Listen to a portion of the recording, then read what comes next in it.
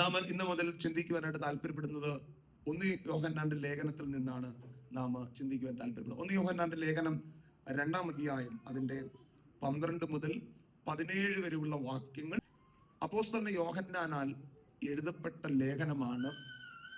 1 യോഹന്നാൻ ലേഖനം, 2 യോഹന്നാൻ ലേഖനം, 3 യോഹന്നാന്റെ ലേഖനങ്ങൾ എന്ന് പറയുന്നത്. അതേപോലെ തന്നെ അപ്പോസ്തലനായ യോഹന്നാൻ എഴുതിയതാണ് യോഹന്നാന്റെ സുവിശേഷവും വെളിപ്പാട് പുസ്തകം എന്ന് പറയുന്നത്. 5 പുസ്തകങ്ങളാണ് പുതിയ നിയമത്തിൽ അപ്പോസ്തല യോഹന്നാനാൽ എഴുതപ്പെടുവാനായിട്ട് നമ്മൾ കാണുവാനായിട്ട് കഴിയുന്നത്. ഏകദേശം AD 85 താൻ എഫെസോസിലായിരുന്ന സമയത്ത് താൻ എഫെസോസിൽ വെച്ചാണ് ഈ ലേഖനം എഴുതിയെന്ന് വിശ്വസിക്കുന്നതിന് നമുക്ക് കാണുവാൻ കഴിയുന്നു. നമ്മൾ ഈ ലേഖനത്തെ പഠിപ്പിക്കുമ്പോൾ ഈ ലേഖനത്തിന്റെ പുറകിൽ പല പർപ്പസ് ഉണ്ട്. എന്തുകൊണ്ടാണ് ഈ ലേഖനം എഴുതിയത് എന്ന് നമ്മൾ ചിന്തിക്കുമ്പോൾ ഇതിന്റെ പുറകിൽ പല ചിന്തകളുണ്ട്. അതിൽ ഒന്നാമത്തെ ഒരു പ്രധാനപ്പെട്ട ചിന്ത എന്ന് പറയുന്നത് ആ കാലഘട്ടങ്ങളിൽ ഉണ്ടായിരുന്ന ദുരുപദേശങ്ങളുടെ നടുവിൽ ആ ദുരുപദേശത്തെ ഖണ്ഡിക്കുവാൻ വേണ്ടിയാണ് യോഹന്നാൻ അപ്പോസ്തലൻ ഈ ലേഖനങ്ങൾ എഴുതിയത്. അതിൽ പ്രധാനപ്പെട്ട ഒരു ദുരുപദേശം എന്ന് പറയുന്നത് യേശുക്രിസ്തുവിന്റെ ദൈവത്വത്തെ നിഷേധിക്കുന്നത് നമുക്ക് കാണുവാൻ കഴിയും. ആ യേശുക്രിസ്തുവിന്റെ ദൈവത്തെ നിഷേധിക്കുമ്പോൾ ആ യേശുക്രിസ്തു ആരാണെന്നും ആ യേശുക്രിസ്തുവിനോടുള്ള കൂട്ടായ്മ എന്താണെന്നും വളരെ വ്യക്തമായി യോഹന്നാൻ ഈ ലേഖനങ്ങളുടെ വരച്ച് കാട്ടുന്നതായിട്ട് നമുക്ക് കാണുവാനായിട്ട് കഴിയും. പ്രത്യേകിച്ച് നിങ്ങൾ 2-ാം അധ്യായം അതിന്റെ 18 മുതൽ 27 വരെയുള്ള വാക്യങ്ങൾ വായിക്കുമ്പോൾ 4-ാം അധ്യായം അതിന്റെ 1 മുതൽ 3 വരെയുള്ള വാക്യങ്ങളൊക്കെ വായിക്കുമ്പോൾ നമുക്ക് കാണുവാൻ കഴിയും. ഞാൻ ഒരു വാക്യം നിങ്ങളെ ഒന്ന് വേഗത്തിൽ കാണിക്കാം.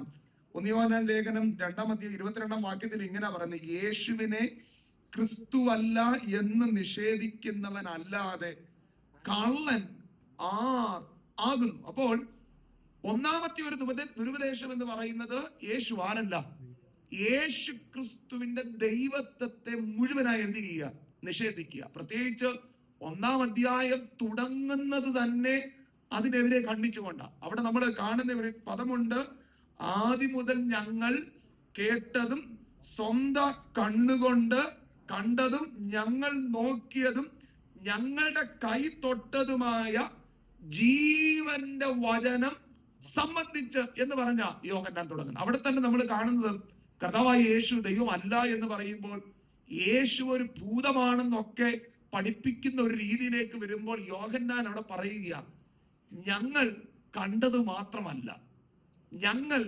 ശബ്ദം കേട്ടത് മാത്രമല്ല, മറിച്ച് ഞങ്ങളെ തൊട്ട ഒരു കരമുണ്ട്, അത് കർത്താവായ യേശുവിന്റെ കരമാണ്. അതാ യോഹന്നാൻ പറയുന്നത്, ഞങ്ങളുടെ കൈ തൊട്ടതും ഞങ്ങളുടെ കൈ തൊട്ടതുമായ ജീവന്റെ വചനം. അപ്പൊ യോഹന്നാൻ പറയുക, ഞങ്ങൾ ആരെ തൊട്ടിട്ടുണ്ട്, ഞങ്ങൾ കർത്താവിനെ എന്ത് ചെയ്തിട്ടുണ്ട്. അപ്പൊ യോഹന്നാൻ അവിടെ ഖണ്ഡിക്കുകയാണ്, ആ യേശു ഒരിക്കലും ആരല്ല, ഒരു ഭൂതമല്ല, അവൻ ആരാ, അവൻ ദൈവമാണെന്ന് എന്ത് ചെയ്യുക, തെളിയിക്കുക.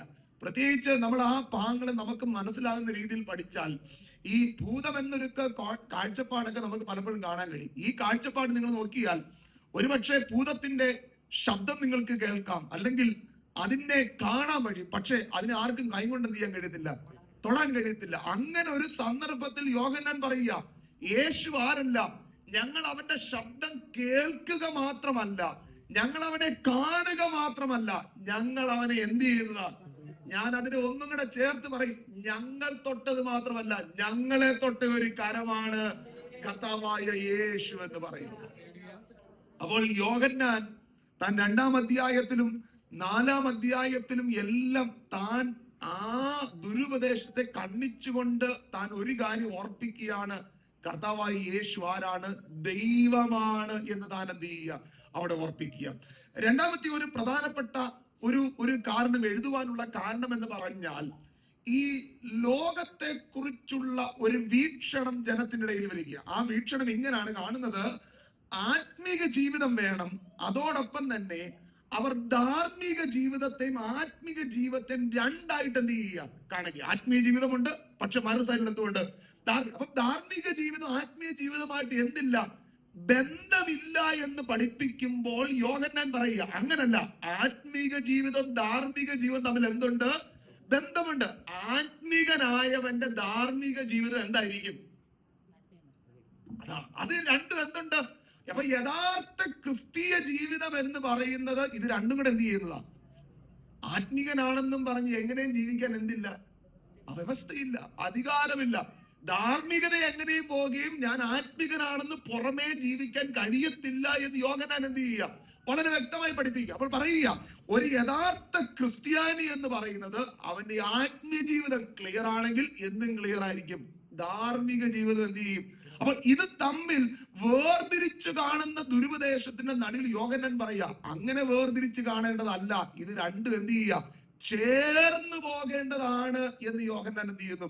പഠിപ്പിക്കുക. അപ്പം ഈ രണ്ട് കാര്യങ്ങൾ പ്രധാനമായിട്ടും യോഹന്നാൻ ആ ദുരുപദേശങ്ങളെ ഖണ്ഡിച്ചുകൊണ്ട് യോഹന്നാൻ ഇതിനകത്ത് പറയുന്ന ഏറ്റവും വലിയ പ്രമേയം എന്ന് പറയുന്ന ഒറ്റ പദമാണ്, അത് കൂട്ടായ്മ എന്നുള്ള പദമാണ്. അപ്പൊ യോഹന്നാന്റെ ലേഖനത്തിൽ, 1 യോഹന്നാൻ ലേഖനം നമ്മൾ കാണുന്ന ഏറ്റവും പ്രധാനപ്പെട്ട പ്രമേയം എന്ന് പറയുന്നത് കൂട്ടായ്മ എന്നുള്ളതാണ്. ആരുമായിട്ടുള്ള കൂട്ടായ്മയാ? യോഹന്നാൻ 1-ാമത്തെ അധ്യായം മുതലേ താൻ വിവരിച്ചു പറയുന്ന ഒറ്റ കാര്യമാണ്, ദൈവമായിട്ടുള്ള കൂട്ടായ്മ, യേശുവുമായിട്ടുള്ള കൂട്ടായ്മയെ കുറിച്ച് താൻ പറയുക. അപ്പോൾ താൻ പറയുക ആ യേശുവുമായിട്ടുള്ള കൂട്ടായ്മ ഉണ്ട് എങ്കിൽ നമുക്കുണ്ടാകുന്ന കാര്യങ്ങൾ എന്താ? 1:4 പറയുകയാണ്, ആ യേശുവുമായിട്ടുള്ള നിങ്ങൾ കൂട്ടായ്മ ഉണ്ട് എങ്കിൽ നിങ്ങളുടെ സന്തോഷം എന്ത് ചെയ്യും? പൂർണ്ണമാക്കുവാൻ ഞാൻ നിങ്ങൾക്ക് എന്ത് ചെയ്യുന്നു? അപ്പോൾ പൂർണ്ണമായ സന്തോഷം ഉണ്ടാകുന്ന ആരുമായിട്ടുള്ള കൂട്ടായ്മ വേണം. അപ്പോൾ ഒന്ന് കൂട്ടായ്മ വേണം. ആരുമായിട്ട് കൂട്ടായ്മ വേണം? ദൈവമായിട്ട് എന്ത് ചെയ്യണം? ദൈവമായിട്ട് കൂട്ടായ്മ ഉണ്ടായാൽ എന്താ സംഭവിക്കുന്നത്? നിങ്ങളുടെ സന്തോഷം എന്ത് ചെയ്യും? പൂർണ്ണമാകും. അപ്പോൾ ദൈവമക്കൾ മനസ്സിലാകേണ്ടത്, ക്രിസ്തീയ ജീവിതത്തിൽ പ്രതിസന്ധികളുടെ നടുവിൽ നമുക്ക് സന്തോഷം ഉണ്ടാകണമെങ്കിൽ ആരുമായിട്ടുള്ള കൂട്ടായ്മ ഉണ്ടാകണം. അതാ പൗലോസിന്റെ ഒക്കെ ജീവിതം നമ്മൾ പഠിച്ചു നോക്കിയേ. കാരാഗ്രഹത്തിന്റെ അവസ്ഥയിലും ജീവിതത്തിന്റെ ഏതവസ്ഥയിലും അവർ ആരിൽ സന്തോഷിച്ചു? ദൈവത്തിൽ എന്ത് ചെയ്തു? അതുകൊണ്ടാണ് ഫിലിപ്പിയർ ലേഖനത്തിൽ ആ കുറഞ്ഞ അധ്യായത്തിൽ 16 പ്രാവശ്യം പൗലോസ് വീണ്ടും പറയുന്ന, കർത്താവിൽ എന്ത് ചെയ്യണം? സന്തോഷിപ്പീൻ, സന്തോഷിപ്പീൻ, സന്തോഷിപ്പീൻ എന്ന് താൻ കാരാഗ്രഹത്തിൽ കടന്ന് പറയാനുള്ള ഒരു കാര്യം എന്ന് പറയുന്നത് തന്റെ സന്തോഷം ആരിലായിരുന്നു? അപ്പോൾ ദൈവത്തോടുള്ള കൂട്ടായ്മകളിൽ മാത്രമേ എന്ത് പൂർണ്ണമാകുകയുള്ളൂ? സന്തോഷം എന്ത് ചെയ്യുള്ളൂ? അപ്പൊ യോഹന്നാൻ പറയുക, യേശുവുമായിട്ടുള്ള കൂട്ടായ്മയിൽ ഒന്ന് നിങ്ങൾക്ക് സംഭവിക്കുന്നത് നിങ്ങളുടെ സന്തോഷം എന്ത് ചെയ്യും? ഞാൻ അവിടെ ഒരു ദൈവ ആത്മാവിലൊരു കാര്യം പറയാം. നമ്മുടെ ഏത് സാഹചര്യത്തിലും നമുക്ക് സന്തോഷിപ്പാൻ വകയുണ്ടാകണമെങ്കിൽ നമ്മൾ ആരുമായിട്ടുള്ള ബന്ധം വേണം? ക്രിസ്തുവുമായിട്ടുള്ള ബന്ധം എന്ത് ചെയ്യണം? ദൈവമക്കൾ ശ്രദ്ധിക്കുന്നുണ്ടെന്ന് വിശ്വസിക്കുക. ദൈവമായിട്ട് നമുക്ക് എന്ത് വേണം? ക്രിസ്തുവുമായിട്ട് കൂട്ടായ്മയുള്ളവൻ ഏത് സാഹചര്യത്തിലും അവന് അതിനകത്തൊരു സന്തോഷമുണ്ട്. കാരണം നമുക്കറിയാം, എന്റെ ജീവിതത്തിലെ സന്തോഷം, എന്റെ ജീവിതത്തിന്റെ ലഹരി എന്ന് പറയുന്നത് ഈ ലോകത്തിലെ സാഹചര്യമല്ല. എന്റെ ജീവിതത്തിലെ ലഹരി എന്ന് പറയുന്നത് യേശുവുമായിട്ടുള്ള ബന്ധമാണ്. അപ്പൊ ഒന്ന് യോഹന്നാൻ പറയുക, ക്രിസ്തുവുമായിട്ട് ദൈവമായിട്ട് കൂട്ടായ്മ ഉണ്ടെങ്കിൽ സംഭവിക്കുന്ന ഒന്നാമത്തെ കാര്യം, നിങ്ങളുടെ ജീവിതത്തിൽ എന്ത് ചെയ്യും? സന്തോഷം എന്ത് ചെയ്യും? പൂർണ്ണമാകും. രണ്ടാമത്തെ കാര്യം നോക്കിയേ, 2-ാം അധ്യായം 1-ാം വാക്യത്തിൽ പറയുക, എന്റെ കുഞ്ഞുങ്ങളെ നിങ്ങൾ പാപം ചെയ്യാതിരിപ്പാൻ ഞാൻ എന്ത് ചെയ്യുക? അപ്പോൾ ഒന്ന്, സന്തോഷം നിങ്ങൾ എന്ത് ചെയ്യും? പൂർണ്ണമാകും. രണ്ടാമത്തെ കാര്യം എന്ന് പറയുന്നത്, പാപം ചെയ്യാതിരിക്കണമെങ്കിൽ ആരുമായിട്ടുള്ള ബന്ധം വേണം? ദൈവമായിട്ട് എന്ത് ചെയ്യണം? ദൈവമായിട്ട് കൂട്ടായ ബന്ധം ഉണ്ടെങ്കിൽ മാത്രമേ പാപം നമ്മുടെ മുൻപിൽ വരുമ്പോൾ അതിനോട് നമുക്ക് എന്ത് ചെയ്യാൻ, എതിർത്ത് നിൽക്കാൻ എന്ത് ചെയ്യത്തുള്ളൂ? നമ്മുടെ വഴികൾ പാപത്തിലേക്ക് പോകാനുള്ള കാരണം എന്നാ? നാം ആരുമായിട്ട് ബന്ധമില്ല, ക്രിസ്തുവുമായിട്ട് എന്തില്ല. അപ്പൊ ക്രിസ്തുവുമായിട്ട് കൂട്ടായ്മ ഉണ്ടെങ്കിൽ മാത്രമേ നമ്മുടെ ജീവിതം എന്ത്, നാം പാപം ചെയ്യാൻ നമുക്ക് എന്ത് ചെയ്യാൻ കഴിയത്തുള്ളൂ. ഒരു കള്ളത്തരം പറയുമ്പോൾ അതിനകത്ത് നമുക്ക് കുറ്റബോധം വരണമെങ്കിൽ നമുക്ക് ആരോട്ട് ബന്ധം വേണം? ദൈവമായിട്ട് എന്ത് ചെയ്യണം? ദൈവവചനത്തിനെതിരായി ഞാൻ പറയുമ്പോൾ, ഞാൻ ചെയ്യുമ്പോൾ അത് എന്റെ ഉള്ളിൽ തെറ്റാണെന്ന് ബോധ്യം വരണമെങ്കിൽ ആരുമായിട്ട് ബന്ധം വേണം? കർത്താവുമായിട്ട് എന്ത് ചെയ്യണം. അതുകൊണ്ട് രണ്ടാമത്തെ കാര്യം ഇവിടെ യോഹന്നാൻ പറയുക, കൂട്ടായ്മ ഉണ്ടെങ്കിൽ രണ്ടാം നടക്കുന്നത് നിങ്ങൾ പാപത്തിൽ നിന്ന് എന്ത് ചെയ്യും, നിങ്ങൾക്ക് എന്ത് ചെയ്യും, അകന്ന് നിൽക്കാൻ എന്ത് ചെയ്യും. രണ്ടാമത്തെ കാര്യം. മൂന്നാമത്തെ കാര്യം നോക്കിയേ, അതിന്റെ 26-ാമത്തെ വാക്യത്തിൽ പറയുന്ന പദമാണ് 26. നിങ്ങളെ തെറ്റിക്കുന്നവരെ ഓർത്ത് ഞാൻ നിങ്ങൾക്ക് എന്ത് ചെയ്യുക. എന്താ തെറ്റിക്കുന്നവരെ? ദുരുപദേശങ്ങൾ പറഞ്ഞ് ദൈവജനത്തെ തെറ്റിക്കുമ്പോൾ ദുരുപദേശത്തിൽ വീഴാതിരിക്കണമെങ്കിൽ നിങ്ങൾക്ക് ആരുമായിട്ട് ബന്ധം വേണം. യോഹന്നാൻ പറയുന്നതിന്റെ പശ്ചാത്തലത്തിൽ മനസ്സിലായോ? ഒരു കൂട്ടർ പറയുക യേശു ആരല്ല, ദൈവമല്ല, പക്ഷേ ദൈവമായിട്ട് ബന്ധമുള്ളവൻ പറയും, ആരെല്ലാം പറഞ്ഞാലും പറയും അവൻ എന്റെ കർത്താവാ. മനസ്സിലാകുന്ന വിശ്വസിക്കുക. അപ്പൊ യോഹന്നാൻ പറയുക, മൂന്നാമത്തെ പ്രധാനപ്പെട്ട കാര്യം എന്ന് പറഞ്ഞ ദൈവമായിട്ട് കൂട്ടായ ബന്ധമുണ്ടെങ്കിൽ നിങ്ങളെ തെറ്റിക്കാൻ വരുന്നവരുടെ നടുവിൽ നിങ്ങൾക്ക് ദൈവത്തിന് വേണ്ടി നിൽക്കാൻ എന്ത് ചെയ്യും. ഇത് കഴിയണമെങ്കിൽ ആരുമായിട്ട് കൂട്ടായ്മ വേണം? ക്രിസ്തുവുമായിട്ട് എന്ത് ചെയ്യണം? കൂട്ടായ്മ വേണം. നാലാമത്തെ കാര്യം നോക്കിയാൽ, നാലാമത്തെ കാര്യം 5-ാം അധ്യായത്തിൽ 13-ാം വാക്യത്തിൽ താൻ പറയുന്ന ഒരു പ്രധാനപ്പെട്ട, ദൈവപുത്രന്റെ നാമത്തിൽ വിശ്വസിക്കുന്ന നിങ്ങൾക്ക് ഞാനിത് എഴുതിയിരിക്കുന്നത് നിങ്ങൾക്ക് നിത്യജീവൻ ഉണ്ട് എന്ന് നിങ്ങൾ അറിയേണ്ടതിന് തന്നെ. അപ്പൊ നാലാമത്തെ കാര്യം, കൂട്ടായ ബന്ധം ഉണ്ടെങ്കിൽ അടുത്ത കാര്യം എന്താ സംഭവിക്കുന്നത്? നമുക്ക് എന്തുണ്ട്? അപ്പൊ ഒരു ദൈവ പൈതലിന് അവന്റെ ആത്മീക ജീവിതത്തിൽ അല്ലെങ്കിൽ നിത്യതയെ പറ്റി കാഴ്ചപ്പാട് ഉണ്ടാകണമെങ്കിൽ അവൻ ആരുമായിട്ട് ബന്ധം വേണം. അപ്പൊ യോഹന്നാൻ ഇത് പറയാൻ ഒറ്റ കാരണം, നിങ്ങളുടെ ജീവിതം ധന്യമാകണമെങ്കിൽ ആരുമായിട്ട് ബന്ധം വേണം? ക്രിസ്തുവുമായിട്ട് എന്ത് ചെയ്യണം? 4 പ്രധാന ചിന്തകൾ യോഹന്നാൻ പറയുക. ക്രിസ്തുവുമായിട്ട് നിങ്ങൾക്ക് കൂട്ടായ ബന്ധമുണ്ടെങ്കിൽ, ഒന്ന്, നിങ്ങൾ സന്തോഷം എന്ത് ചെയ്യും? നിങ്ങളുടെ സന്തോഷം എന്ത് ചെയ്യും? 2, പാപത്തിൽ നിന്ന് എന്തെങ്കിലും അകന്നു നിൽക്കാൻ കഴിയും. 3, നിങ്ങളെ തെറ്റിക്കുന്നവരിൽ നിന്ന് നിങ്ങൾക്ക് എന്ത് ചെയ്യാൻ കഴിയും? മാറി നിൽക്കാൻ കഴിയും. 4-ാമത്തെ കാര്യം, എന്തിനെ കുറിച്ചുള്ള കാഴ്ചപ്പാടുണ്ടാകും? നിത്യതയെ പറ്റി എന്ത് ചെയ്യും? നിത്യജീവനെ പറ്റി എന്ത് ചെയ്യും? എറ്റേണൽ ഹോപ്പിനെ പറ്റി നിങ്ങൾക്ക് എന്തുണ്ടാകും? ഒരു കാഴ്ചപ്പാടുണ്ട്. അതുകൊണ്ട് യോഹന്നാൻ ആ ലേഖനത്തിൽ മുഴുവൻ പറയുന്ന ഒറ്റ കാര്യം, കുഞ്ഞുങ്ങളെ, നിങ്ങൾക്ക് ആരോട് കൂട്ടായ്മ ഉണ്ടാകണം? ആരോട് കൂട്ടായ്മ ഉണ്ടാകണം? ക്രിസ്തുവിനോട് എന്ത് ചെയ്യണം? കൂട്ടായ്മ ഉണ്ട്. ഇന്ന് പകൽ ഈ ദൈവവചനം കേൾക്കുമ്പോൾ നാം എവിടെ നിൽക്കുന്നത് കർത്താവിനോട് സന്നിധിയിൽ നിന്ന് നാം ചിന്തിക്കണം. ആ ദൈവമായിട്ട് നമുക്ക് യഥാർത്ഥത്തിൽ ഒരു കൂട്ടായ്മയുണ്ടോ? നമ്മുടെ ജീവിതത്തിൽ നമ്മുടെ പ്രതിസന്ധികളുടെയും പ്രയാസങ്ങളുടെയും ജീവിതത്തിന്റെ സാഹചര്യത്തിന്റെ നടുവിൽ ക്രിസ്തുവിൽ സന്തോഷിക്കാൻ കഴിയുന്നുണ്ടോ? ഇല്ല എങ്കിൽ പരിശുദ്ധാത്മാവ് ഈ ലേഖനത്തിനോട് നമ്മെ ഓർപ്പിക്കുന്ന ഒരു കാര്യം, നാം ആരോടുള്ള ബന്ധത്തിലേക്ക് വരണം? ക്രിസ്തുവുമായിട്ടുള്ള കൂട്ടായ്മ ബന്ധത്തിലേക്ക് നാം എന്ത് ചെയ്യണം? വരണം. അപ്പൊ യോഹന്നാൻ പ്രധാന പ്രമേയം ഇവിടെ പഠിപ്പിക്കുന്നത് എന്താ? ഫെലോഷിപ്പ് എന്ന പദമാ, അല്ലെങ്കിൽ കൂട്ടായ്മ എന്ന പദമാ. ആരുമായിട്ടുള്ള കൂട്ടായ്മ? ക്രിസ്തുവുമായിട്ടുള്ള കൂട്ടായ്മ. ഈ ക്രിസ്തുവായിട്ടുള്ള കൂട്ടായ്മ ഉണ്ടായാൽ ദൈവമക്കൾ ശ്രദ്ധിച്ചാൽ 4 കാര്യങ്ങൾ ജീവിതത്തിൽ നടക്കും. 1, നിങ്ങളുടെ സന്തോഷം എന്ത് ചെയ്യും? നിങ്ങളുടെ സന്തോഷം എന്ത് ചെയ്യും? പൂർണ്ണമാകും. 2, പാപത്തിൽ നിന്ന് നിങ്ങൾക്ക് എന്ത് ചെയ്യാൻ കഴിയും? മാറി നിൽക്കാൻ കഴിയും. 3, നിങ്ങളെ തെറ്റിക്കുന്നവരെ, ദുരുപദേശം പഠിപ്പിക്കുന്നവരുടെ നിന്ന് മാറി കർത്താവായ യേശുവാണ് ദൈവം നിങ്ങൾക്ക് എന്ത് ചെയ്യാൻ കഴിയും? പറയാൻ കഴിയും. 4-ാമത്തെ കാര്യം എന്ന് പറയുന്നത്, നിങ്ങൾക്ക് എന്ത് ചെയ്യും? നിത്യജീവനെ നിങ്ങൾക്ക് എന്ത് ചെയ്യാൻ കഴിയും? നിങ്ങൾക്ക് കാണുവാനായിട്ട് കഴിയും. പറഞ്ഞിട്ട് ഇതാണ് പ്രധാനമായിട്ടും ഈ അധ്യായങ്ങളിൽ നമുക്ക് കാണുവാൻ കഴിയും. നിങ്ങൾ വായിച്ച വാക്യങ്ങളിലേക്ക് വന്നേ.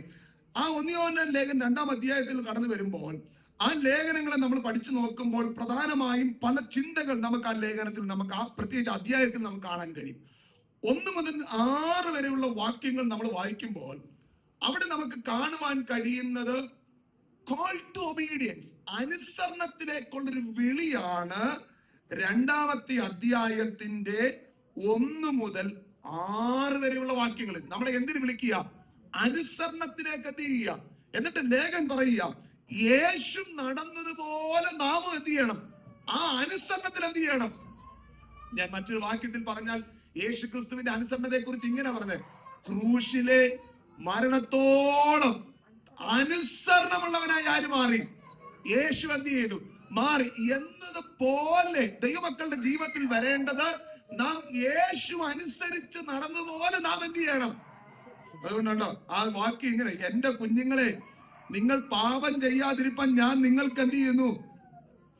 ഇത് എന്ത് ചെയ്യുന്നു? എഴുതുന്നു. അടുത്ത വാക്യം നോക്കിയേ.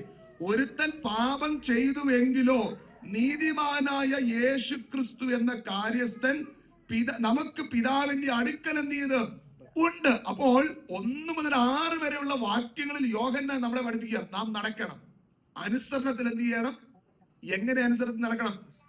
നമ്മുടെ കർത്താവായ യേശു ക്രിസ്തു അനുസരണത്തിൽ നടന്നതുപോലെ നാം എന്ത് ചെയ്യണം? നടക്കണമെന്ന് പറയുക. അതിനുശേഷം 7-ാമത്തെ വാക്യം മുതൽ 11-ാമത്തെ വാക്യം വരെ വരുമ്പോൾ അവിടെ ഒരു പുതിയ കൽപ്പന പറയുക. ആ കൽപ്പന ഇതാണ്: നിന്റെ സഹോദരനെ നീ എന്ത് ചെയ്യുക? സ്നേഹിക്കുക. ലവ് യുവർ ബ്രദർ എന്ന നിന്റെ സഹോദരനെ നീ എന്ത് ചെയ്യുക? നോക്കണമേ, ആ വാക്യങ്ങൾ നമ്മൾ വായിക്കുമ്പോൾ കാണുവാൻ കഴിയുന്നത്, അവിടെ താഴോട്ട് വായിക്കുമ്പോൾ കാണുന്നത് 9-ാം വാക്യം, വെളിച്ചത്തിൽ ഇരിക്കുക എന്ന് പറയുകയും സഹോദരനെ പകയ്ക്കുകയും ചെയ്യുന്നവൻ ഇന്നയോളം എന്ത് ചെയ്യുക? ഇരുട്ടിരിക്കുന്നു. സഹോദരനെ സ്നേഹിക്കുന്നവൻ വെളിച്ചത്തിൽ വസിക്കുന്നു. ഇടർച്ചയ്ക്ക് അവനിൽ എന്തില്ല? അവൻ നോക്കണമേ, സഹോദരനെ സ്നേഹിക്കുന്നവൻ എന്ന് പറഞ്ഞിട്ട് സഹോദരനെ സ്നേഹിക്കാത്തവൻ എവിടെ നടക്കുക? ഇരുട്ടിൽ എന്ത് ചെയ്യുക? ഈ വാക്യങ്ങൾ ദൈവമക്കൾ ശ്രദ്ധിക്കണം. നമ്മുടെ ജീവിതത്തിൽ പ്രകാശം ഉണ്ടാകണമെങ്കിൽ, വെളിച്ചം ഉണ്ടാകണമെങ്കിൽ നാം ആരെ സ്നേഹിക്കണം? ആ സഹോദരനെ എന്ത് ചെയ്യണം? ആ സഹോദരനെ സ്നേഹിക്കുന്നവന്റെ ഉള്ളിൽ അവൻ എവിടെ വസിക്കുന്നത്? വെളിച്ചത്തിൽ എന്ത് ചെയ്യാം? എന്നിട്ട് ലേഖൻ പറയുന്ന ഒരു വാക്യമുണ്ട്, അവിടെ ഇടർച്ചയ്ക്ക് എന്തില്ല? ഉണ്ടോ? അവിടെ എന്തിന് കാരണമില്ല? ഇടർച്ചയ്ക്ക് എന്തില്ല? എന്താ ഇടർച്ച കാരണമില്ലാത്തത്? ഞാൻ ആരെ സ്നേഹിക്കുന്നത് കൊണ്ടാ? ഞാൻ സഹോദരനെ സ്നേഹിക്കുന്നതുകൊണ്ട്. അതുകൊണ്ട് മാത്രമല്ല, അത് ഞാൻ സ്നേഹിക്കുന്നതുകൊണ്ട് ഞാൻ എവിടെ വസിക്കുന്നത്? അപ്പോൾ സഹോദരനെ സ്നേഹിക്കാതെ എവിടെ വസിക്കുന്നത്? പ്രാർത്ഥിച്ചിട്ട് കാര്യമുണ്ടോ? ആരാധിച്ചിട്ട് കാര്യമുണ്ടോ? ദൈവവചനം ധ്യാനിക്കുന്നു എന്ന് പറഞ്ഞിട്ട് കാര്യമുണ്ടോ? ഇതൊന്നും ഒരു കാര്യമില്ല. നാം സഹോദരനെ സ്നേഹിക്കുന്നുവെങ്കിൽ ഇടർച്ച എന്ത് ചെയ്തില്ല. അപ്പൊ ഇടർച്ച ഉണ്ടാകുമ്പോഴേ ഓർത്തോണം, വെളിച്ചം നമ്മുടെ ഇടയിൽ നിന്ന് മാറി എന്ത് തുടങ്ങിയെന്നുള്ളതാണ്. നാം എവിടെ വസിക്കാൻ തുടങ്ങി? ഇരുട്ടിൽ എന്ത് ചെയ്തു? അപ്പോൾ ലേഖകനോട് പറയുക, ഞാൻ നിന്നോടൊരു കൽപ്പന പറയുക. എന്നാ കൽപ്പന? കുഞ്ഞുങ്ങളെ, നിങ്ങൾ ആ അന്യനെ എന്ത് ചെയ്യണം? നിങ്ങളുടെ സഹോദരനെ നിങ്ങൾ എന്ത് ചെയ്യണം? അതാണ് 7 മുതൽ 11 വരെയുള്ള വാക്യങ്ങളിൽ. എന്നിട്ട് 12 മുതലുള്ള വാക്യങ്ങൾ നമ്മൾ വായിച്ചാൽ, ആ വാക്യത്തെ നമ്മൾ വായിക്കും, നമ്മുടെ കുറിവാക്യങ്ങളൊക്കെ വായിച്ചാൽ 12 മുതൽ 14 വരെയുള്ള വാക്യങ്ങൾ നമ്മൾ വായിച്ചാൽ കാണുവാൻ കഴിയുന്നത് ഒരു വിശ്വാസിയുടെ സ്പിരിച്വൽ ഐഡന്റിറ്റി എന്ന് പറയുക. ഒരു വ്യക്തിയുടെ, ഒരു ആത്മീക മനുഷ്യന്റെ സ്പിരിച്വൽ ആയിട്ടുള്ള ഐഡന്റിറ്റി എന്തെന്ന് വളരെ വ്യക്തമായി പറയുക 12 മുതൽ 14 വരെയുള്ള വാക്യങ്ങൾ. എന്നിട്ട് 15 മുതൽ 17 വരെയുള്ള വാക്യങ്ങൾ നമ്മൾ വായിക്കുമ്പോൾ കാണുന്നത്, ലോകത്തെ നിങ്ങൾ എന്ത് ചെയ്യരുത്? സ്നേഹിക്കരുത്. ലോകത്തെ എന്ത് ചെയ്യരുത്? ഒരു പക്ഷേ നമുക്കിത് മനസ്സിലാകാൻ ഇച്ചിരി ഡിഫിക്കൽട്ട് ആകും എങ്കിൽ പോലും ദൈവമക്കൾ ശ്രദ്ധിക്കുക, ലോകത്തെ എന്ത് ചെയ്യരുത്? എന്താണ് അവിടെ ലോകമെന്ന് ഉദ്ദേശിക്കുന്ന അടുത്ത ദിവസങ്ങൾ ഞായറാഴ്ചകൾ സംസാരിക്കാം. അപ്പോൾ 15 മുതൽ 17 വരെ വാക്യങ്ങൾ പറയുക, നിങ്ങൾ എന്തിനെ സ്നേഹിക്കരുത്? ലോകത്തെ എന്ത് ചെയ്യരുത്? സ്നേഹിക്കരുത്. എന്നിട്ട് 18 മുതൽ അതിന്റെ 27 വരെയുള്ള വാക്യങ്ങളിൽ പ്രധാനമായും പറയുന്ന 2 കാര്യങ്ങൾ എന്ന് പറയുന്നത്, ഒന്ന് യതിക്രിസ്തുവിനെ കുറിച്ച് പറയുന്നു. രണ്ടാമത്തെ കാര്യം എന്ന് പറയുന്നത് വഞ്ചനയെ പറ്റി പറയുക. തുടർന്നുള്ള വാക്യങ്ങൾ അവസാനം വരെ നമ്മൾ കാണുന്നത് 2 കാര്യങ്ങളാണ്. ഒന്ന് എതിർ ക്രിസ്തുവിനെ പറ്റി പറയുന്നു. രണ്ടാമത്തെ കാര്യം എന്ന് പറയുന്നത് വഞ്ചനയെ പറ്റിയേ പറയുന്നത്. നിങ്ങൾ വായിച്ചാൽ താഴോട്ട് കാണുവാൻ കഴിയുന്ന പദമുണ്ട്. 28-ാം വാക്യം, ഇനിയും കുഞ്ഞുങ്ങളെ, അവന്റെ പ്രത്യക്ഷനാകുമ്പോൾ നാം അവന്റെ സന്നിധിയിൽ ലജ്ജിച്ചു പോകാതെ അവന്റെ പ്രത്യക്ഷതയിൽ നമുക്ക് ധൈര്യമുണ്ടാകാൻ അവനിൽ എന്ത് ചെയ്യണം? വസിപ്പീൻ. നാം ആ വഞ്ചനയിൽ എന്ത് ചെയ്യരുത്? ദുരുപദേശക്കാരുടെ വഞ്ചനയിൽ നാം എന്ത് ചെയ്യരുത്? കുടുങ്ങിപ്പോകാൻ നാം ആരിൽ വസിക്കണം? ദൈവത്തിൽ എന്ത് ചെയ്യണം? വസിക്കണം. അപ്പൊ നിങ്ങൾ ആ യോഹന്നാന്റെ 2-ാം അധ്യായം പഠിച്ചാൽ പ്രധാനമായി നമുക്ക് ഇത്രയും കാണുന്നു. ഒന്ന്, ദൈവജനത്തിൽ പറയുക, നിങ്ങൾ നടക്കണം. എങ്ങനെ നടക്കണം? അനുസരണത്തിൽ എന്ത് ചെയ്യണം? ആരെ മാതൃക? കർത്താവായ നമ്മുടെ രക്ഷകന്റെ മാതൃക. ആ മാതൃക എന്താ? ക്രൂശിലെ മരണത്തോളം താൻ എന്ത് ചെയ്തു? അനുസരണമുള്ളവനായിരുന്നത് പോലെ നാം എന്ത് ചെയ്യണം? ആരെ അനുസരിക്കണം? ആ അനുസരണത്തിൽ നടക്കണം. രണ്ടാമത്തെ കാര്യം പറയുക, നിങ്ങൾ അന്യോന്യം എന്ത് ചെയ്യണം? നിങ്ങൾ സഹോദരനെ എന്ത് ചെയ്യണം? അങ്ങനെ സ്നേഹിച്ചാൽ എന്തിന് കാരണമാകില്ല? ഇടർച്ചയ്ക്ക് എന്ത് ചെയ്യത്തില്ല? കാരണമാകില്ല. അതുകൊണ്ട് അന്യോന്യം എന്ത് ചെയ്യണം? സ്നേഹിക്കണം. മൂന്നാമത്തെ കാര്യം പറയുകയാണ്, നിങ്ങൾ ആരാ, നിങ്ങളുടെ സ്പിരിച്വൽ ഐഡന്റിറ്റി എന്തെന്ന് വളരെ വ്യക്തമായി പറയുക. നാലാമത്തെ കാര്യം എന്ന് പറയുന്നത്, നിങ്ങൾ ലോകത്തെ എന്ത് ചെയ്യരുത്? സ്നേഹിക്കരുത്. അഞ്ചാമത്തെ കാര്യം പറയുകയാണ്, എതിർ ക്രിസ്തുവിനെ പറ്റി പറഞ്ഞിട്ട് പറയുക, വഞ്ചനയിൽ എന്ത് ചെയ്യരുത്? നിങ്ങൾ അവൻ പ്രത്യക്ഷനാകുമ്പോൾ അവനോടുകൂടെ കാണണമെങ്കിൽ ആരിൽ വസിക്കണം? ആരിൽ വസിക്കണം? ക്രിസ്തുവിൽ എന്ത് ചെയ്യണം? വസിക്കണം. ഞാൻ ദൈവമക്കളോട് ചോദ്യം ചോദിച്ചോട്ടെ, നമ്മുടെ എല്ലാം ആഗ്രഹങ്ങൾ കർത്താവ് വരുമ്പോൾ നമ്മളെവിടെ കാണണം എന്നുള്ളതാ? കർത്താവിന്റെ കൂടെ എന്ത് ചെയ്യണം? അല്ല, നമ്മുടെ മരണം സംഭവിച്ചത് നമ്മൾ ആരോടെ കാണണമെന്നുള്ളതാ? കർത്താവിനൂടെ കാണണമെന്നുള്ളതാ. പക്ഷേ ഇവിടെ യോഹന്നാൻ പറയുക, അങ്ങനെ കാണണമെങ്കിൽ നാം ആരിൽ വസിക്കണം? ക്രിസ്തുവിൽ എന്ത് ചെയ്യണം? വസിക്കണം. ദുരുപദേശത്തിനകത്തും വഞ്ചനയ്ക്കകത്തും നാം എന്ത് ചെയ്യരുത്? കുടുങ്ങിപ്പോകാതെ നാം ആരിൽ വസിക്കുന്നവരായി മാറണം? ക്രിസ്തുവിൽ എന്ത് ചെയ്യണം? വസിക്കുന്നവരായി മാറണം. ആ ഒരു പശ്ചാത്തലത്തിൽ നിന്നെങ്കിൽ മാത്രമേ നമ്മളെ വായിച്ച വാക്യത്തിന് മനസ്സിലാക്കി. ഇത്രയും നിങ്ങൾക്ക് മനസ്സിലാക്കി വിശ്വസിക്കുക. ആ ഭാഗത്തിൽ നിന്നുകൊണ്ട് ആ പശ്ചാത്തലം മനസ്സിലാക്കിയെങ്കിൽ നോക്കി ഇനി ആ വായിച്ച വാക്യത്തിലേക്ക് വരാം. നമ്മൾ ആദ്യത്തെ വാക്യങ്ങളിലേക്ക് വരാം, 12 മുതലുള്ള വാക്യങ്ങളിലേക്ക് വരാം. നിങ്ങൾ അവിടെ നോക്കിയാൽ പ്രധാനമായിട്ടും ആത്മീക വളർച്ചയെ പറ്റിയാണ് വേഗത്തിൽ അവിടെ പറയുന്നത്. 12 വാക്യത്തിൽ തുടർന്നുള്ള 2-3 വാക്യങ്ങൾ നിങ്ങൾ നോക്കിയാൽ അവിടെ പ്രധാനമായിട്ടും കാണുന്നത് ആത്മീക വളർച്ചയെ പറ്റിയാണ്. ആ ഭാഗം നിങ്ങൾ വായിക്കുമ്പോൾ 3 ഗ്രൂപ്പിനെ പറ്റി അവിടെ ലേഖൻ പറയുക. 3 ഗ്രൂപ്പ്. ഒന്നാമത് വിളിക്കുക കുഞ്ഞുങ്ങളെ, രണ്ടാമത് വിളിക്കുന്നത് ബാല്യക്കാരെ, അല്ലെങ്കിൽ അവിടെ ആ ഓർഡർ നോക്കിയാൽ പിതാക്കന്മാര്. രണ്ടാമത് വിളിക്കുന്നത് ബാല്യക്കാരെ. മൂന്നാമത്തെ ഗ്രൂപ്പ് എന്ന് പറയുന്നത് പിതാക്കന്മാരെ. 3 കാര്യങ്ങൾ. ഒന്നാമത്തത് 3 ഗ്രൂപ്പുകൾ. ഒന്നാമത്തത് കുഞ്ഞുങ്ങൾ, രണ്ടാമത്തത് ബാല്യക്കാരെ, മൂന്നാമത്തത് എന്ന് പറയുന്നത് പിതാക്കന്മാരെ എന്ന് നമുക്കാണ്. നിങ്ങൾ ആ വാക്യങ്ങൾ താഴോട്ട് വായിച്ചാൽ ഒരേ കാര്യം തന്നെ 3 വാക്യത്തിനുള്ളിൽ 2 പ്രാവശ്യം റിപ്പീറ്റ് ചെയ്യുന്നത് കാണും. ഒരേ കാര്യം തന്നെ 3 വാക്യത്തിനുള്ളിൽ 2 പ്രാവശ്യം റിപ്പീറ്റ് ചെയ്യുക. എന്തുകൊണ്ട് ഇങ്ങനെ റിപ്പീറ്റ് ചെയ്യുന്നത്? ദൈവമക്കൾ മനസ്സിലാക്കേണ്ടത്, ഈ ബൈബിളിനകത്ത് റിപ്പീറ്റ് ചെയ്ത പദങ്ങളൊന്നും ആരും എടുത്തെന്ത് ചെയ്തിട്ടില്ല, കളഞ്ഞിട്ടില്ല. നമ്മൾ എന്നാൽ ഒരുമിച്ച് ചിന്തിച്ചപ്പോൾ പറഞ്ഞു, ആ ദൈവം നമുക്ക് നൽകിയ വാഗ്ദത്തമുണ്ട്. ഞാൻ നിന്നെ ഒരു നാളും 2 പ്രാവശ്യം 3 പ്രാവശ്യം 5 പ്രാവശ്യം വന്നിട്ട് ആ പദം എടുത്തെന്ത് ചെയ്തില്ല, കളഞ്ഞില്ല. എന്തുകൊണ്ടാ കളയാതെ? ഇങ്ങനെ റിപ്പീറ്റ് ചെയ്ത് വരുമ്പോൾ അത് നമുക്ക് മനസ്സിലാകുന്ന ഒരു അർത്ഥമുണ്ട്.